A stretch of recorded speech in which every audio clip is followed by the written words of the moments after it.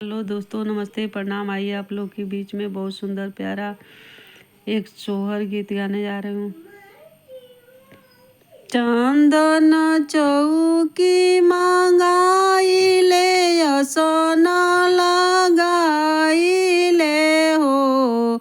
अरे ताई चौकी बैठे ले, गड़े सललना ओढ़ ले पीताम्बर हो। चंदन चौकी मंगाई ले, असन लगाई ले हो। अरे ताई चौकी बैठे ले, गड़े सललना ओढ़ ले पीताम्बर हो।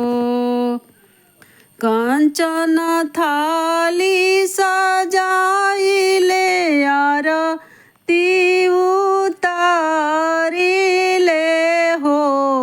सखिया निहुरी निहुरी पैया लागू मांगना, कुछ मांगी ले हो। कंचन थाली सजाई ले, आरती उतारी ले हो।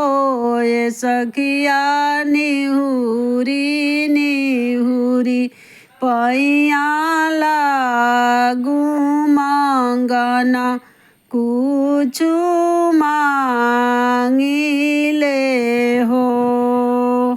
सोनवा तो मांगिले हरदिया, ऐसन चांदिया दहिया ऐसन हो। आरे पुतावा तो मांगी नारियर ऐसन धिया वाला ऐसन हो। सोनावा तो मांगिले हरदिया, ऐसन चांदिया दहिया ऐसन हो। आरे पुतावा तो मांगी नारियर ऐसन धिया वाला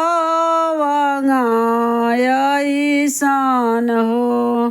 कई हुई है सोनामा हरदिया, ऐसन चांदिया लवंगा ऐसन हो। ये रानी कही हुई है पुतवा नारियर ऐसन धिया वाला ऐसन हो। कई हुई है सोनावा हरदिया, ऐसन चांदिया लवंगा ऐसन हो। ये रानी कई हुई है पुतवा नारियर ऐसन धिया वाला ऐसन हो। सोनावा तो हवे हमारे लक्ष्मी, तो चांदिया सोबाती हो।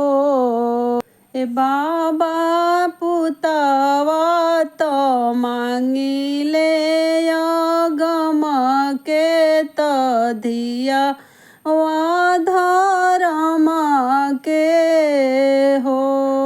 बाबा पुतावा तो मांगिले गम के, तो धिया धर्म के हो। चंदन चौकी मंगाई ले, असन लगा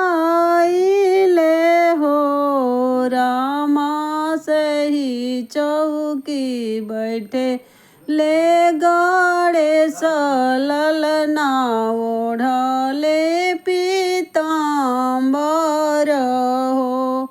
राम से हो चौकी बैठे ले गणेश ललना ओढ़ले पीताम्बर हो। सखिया निहुरी निहुरी पैया लागबय रघम देबी हो। सखिया निहुरी निहुरी पैया लागबय रघम